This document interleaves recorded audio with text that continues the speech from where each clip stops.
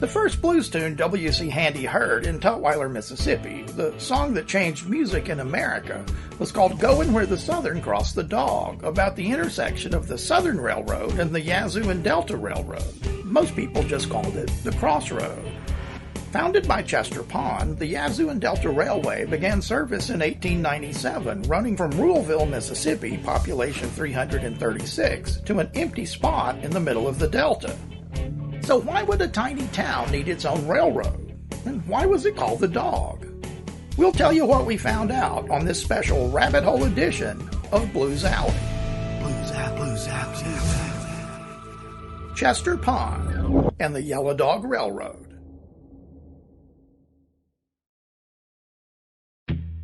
The Yazoo and Delta Railway was known across the region simply as the Yellow Dog, and the debate over how it got its name rages on today.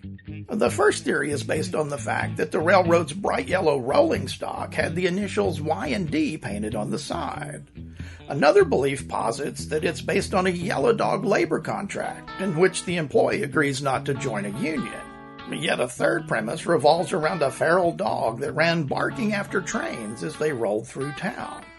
Occam's razor suggests the first theory. Railroad nicknames were commonplace. The Atchison, Topeka, and Santa Fe, famous itself from a Judy Garland song, was nicknamed 8 Tacos and Spat Fire, based on the acronym AT and SF painted on its rolling stock. The B&O, Baltimore and Ohio, went by the moniker Beefsteak and Onions. However it got its name, the Y&D found its way into American culture and the birth of blues music. But why did it exist at all? It connected a town of fewer than 400 to the dead middle of nowhere and ran only 20 miles. The Yellow Dog Railway's existence is down to its founder, Chester H. Pond. Pond was raised in Ohio and educated at Oberlin College. As a teenager, he worked as a telegraph operator and later served in the Union Army Telegraph Corps during the Civil War. Telegraphy was a skill that would serve him well throughout his life. By the late 1800s, Pond had become a successful capitalist. He owned 5,000 acres of timber in Sunflower County, Mississippi, and needed a way to get lumber from his mill to the newly installed Southern Railroad 20 miles away. The Southern, of course, was a large railroad with over 6,000 miles of track that connected Wilmington, Delaware to Charleston, Savannah, Atlanta, Birmingham, Memphis, St. Louis, and New Orleans. The Southern opened up a much larger market channel for Pond's sawmill business, so he built his own line to get there. In the process of connecting the two railroads, Pond founded the town of Morehead, Mississippi, where the lines met, where the Southern crossed the Dog.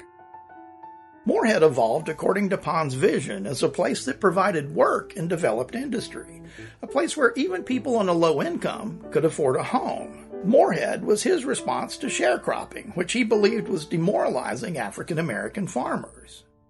Pond, by his own estimate, raised $15 million, twice, to build and expand his railways and businesses, including investments from Stuyvesant Fish, president of the Illinois Central, a line which still runs today from Chicago to Memphis and New Orleans. Pond originally intended for the Yazoo and Delta to connect Memphis to Pensacola, Florida, but died before the line got that far and was ultimately absorbed by a larger competitor, like hundreds of other small railroads. Unlike the now mostly forgotten lines, Chester Pond's railroad would become a legend in American music. But that's not the only thing he's famous for. He was also a prolific inventor. Using his background in telegraphy, he developed a self-winding, self-synchronizing clock in the fall of 1885.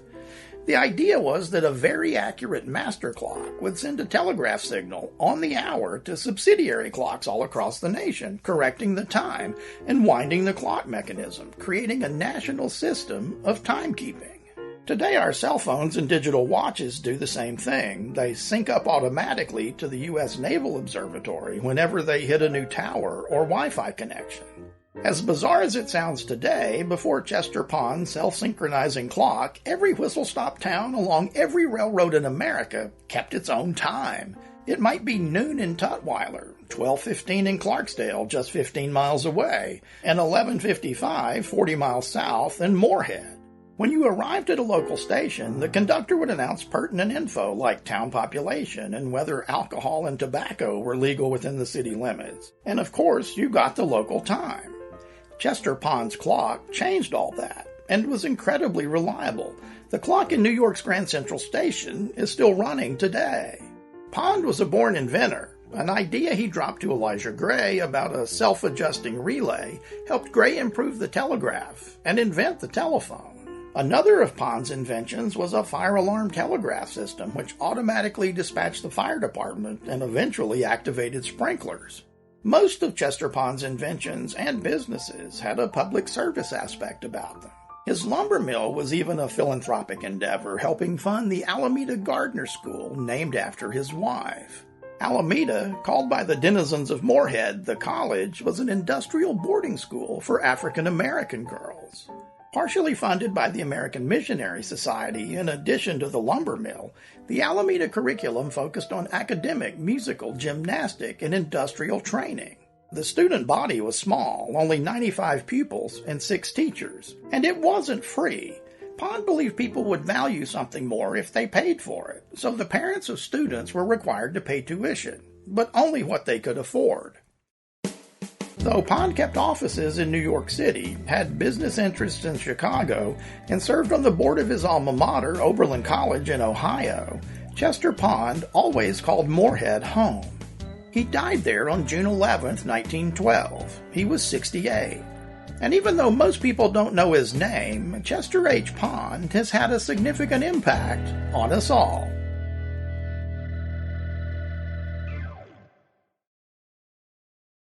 Thank you for listening to American Entertainment Works Blues Alley. If you're able to support us, you can buy us a coffee on Ko-fi. It's not expensive, and you'll be helping us tell more stories about American culture. That's ko-fi.com/American Entertainment Works, all one word. You'll find a link to our Ko-fi page in the episode notes. American Entertainment Works is a not-for-profit corporation located in Nashville, Tennessee, so your contributions are tax-deductible.